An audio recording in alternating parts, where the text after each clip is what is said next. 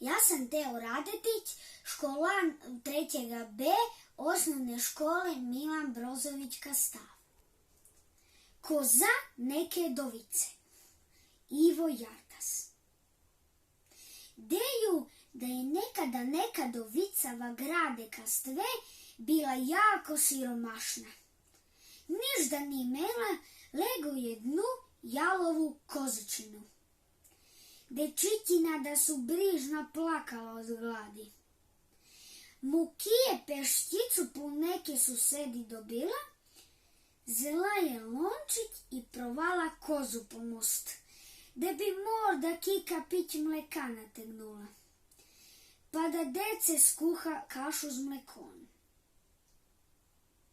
Kozu je natezala, ali mleka ni bilo i ni bilo.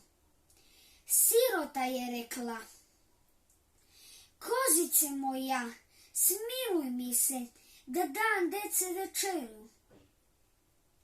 Koza je on trat počela s nogom grest i zigrebla je spod sebe jedan ubočić žuteh cekini.